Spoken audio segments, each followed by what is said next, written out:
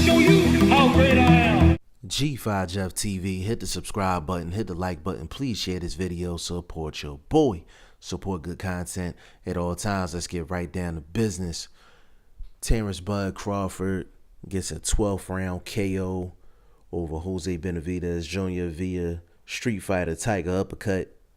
Let's get right down to it. First of all, I just want to apologize for not being on live. Between having kids in the house and battling this mean-ass cough I ain't had the right elements for a live.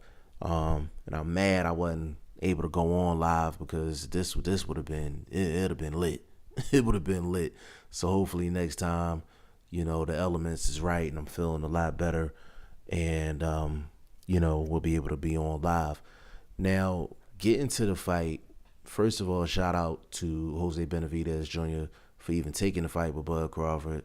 Number 2, taking it in Bud Crawford's hometown. And number 3, looking like he wasn't scared, like he was coming in to fight and was coming in to win. So we got to get a man props for that. After that, it went left. It went left for Jose Benavidez Jr. And there was a lot of different things that I seen with him in this fight.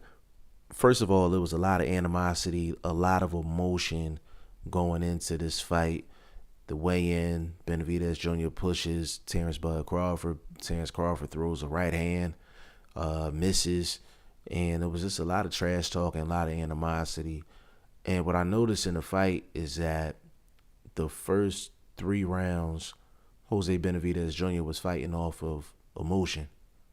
He was riding that emotional wave. But the thing is, when you ride that emotional wave, it's short-lived. It's temporary. And that's the case in sports, period. You come into a match and you are just hype. You know what I'm saying? Like, you just hype. Just the adrenaline rush is crazy in the beginning. But after that adrenaline goes away, then you just have to get down to business. And it looked like with Jose Benavidez Jr., it looks like after the 3rd round, his energy was done. His energy was done after the 3rd round. After the 5th round, it looks like his stamina was done. The reason I say that is because he was doing things like, like shaking his hand, shaking his head, putting his arms up, just little small antics to basically delay the action and things like that. And guys that are in control of fights, you don't ever see them do that. You don't ever see them do that. And I noticed Benavidez Jr. started doing that during the fight, and I thought it was just a stall tactic. I really thought it was a stall tactic at the end of the day. And,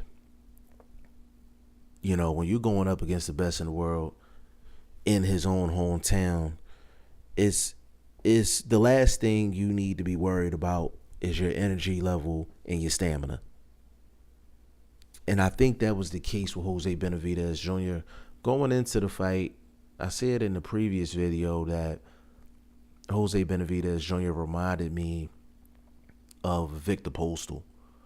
When Victor Postol went into the fight with Terrance Crawford, a lot of people liked Victor Postol's height, his reach, his range. And really outside of that, people wasn't looking at Victor Postol's style. Victor Postol was pretty basic, straight up and down. Jab, jab, straight right hand. That was his game. And I thought Jose Benavidez Jr. had a little bit more elements to his game. But it just, it just didn't work out for him. For people that don't know Jose Benavidez Jr.'s background, he was shot in the leg. He came in with a knee brace. Me personally, it reminded me of when Sergio Martinez fought Miguel Cotto. Like, you could see Sergio Martinez favor the leg. I don't know if that leg would have made any difference in the fight, but it did look like he was favoring the leg a little bit. Like you could tell that leg probably will never be 100%, and it's really crazy, for a guy to recover from being shot in the leg and coming in to fight professionally. Like that's a big thing to deal with, and that's credit to Benavidez Jr. for having that heart and that determination. But it looked like he was favoring the leg just a little bit. That was just my personal opinion. Y'all might feel different, but it looked like he was favoring the leg just a little bit. And those are all of the things that went wrong for Jose Benavidez Jr. And I didn't get to Terrance Crawford. You know what I'm saying? From a strategy standpoint, Terrance Bud Crawford, I mean, he controls distance and ring generalship better than anybody in the game. Period. He controls where the fight goes, when it goes there. And I haven't seen that at this level since Floyd.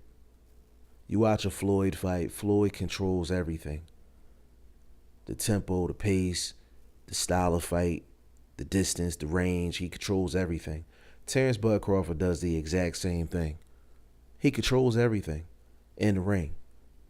When he gets in the pocket, he gets his off and he gets out. When he's not in the pocket, he's busy with a jab. He's busy throwing shots. And then defensively, he's sound.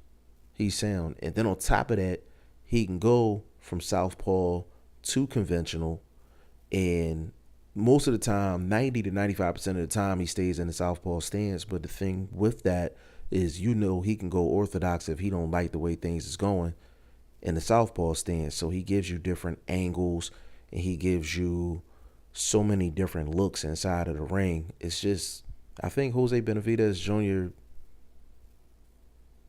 prior to the fight, he said he don't see nothing special in Terrance Crawford. But a lot of times with guys that are special, you don't see it on tape. You won't find out until you get in the ring with them. And I think that's exactly what happened with Jose Benavidez Jr. when he got in the ring with Terrance Bud Crawford. Now, Terrance Crawford is in a situation where this is a no-win for him. It's a no-win situation. He knocks the guy out in the 12th round in a very exciting fight on ESPN, which was a big look for boxing. You're going to have some people that's going to say, oh, well, Terrance Bud Crawford, it took him too long to knock out Benavidez Jr. If Terrance Bud Crawford would have knocked out Benavidez Jr. early, then they'd have said he was fighting a bum. He was fighting somebody that, wasn't worthy to be in the ring with him. But if Benavidez Jr. had any type of success, then they'd have been like, Bud Crawford slipping.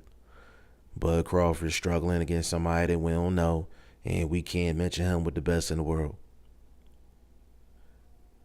And then he wins in the fashion that he won. And then if you give him the praise, then he's going to, basically get a whole bunch of talk from people saying like, okay, well, you overhyping him. You overhyping the victory. You understand what I'm saying? So this is what happens when you're on that level. When you're on this elite level, every fight is a no-win situation. Everybody's going to complain at some point when you fight because you're that good. And I'm pretty sure Terrance Crawford is going to go through that going forward after this very good victory over Jose Benavidez Jr. Y'all let me know what y'all think in the comment section. G5 Jeff TV. Hit the subscribe button. Hit the like button. Please share this video. Support your boy. Support good content at all times. I appreciate y'all. Peace.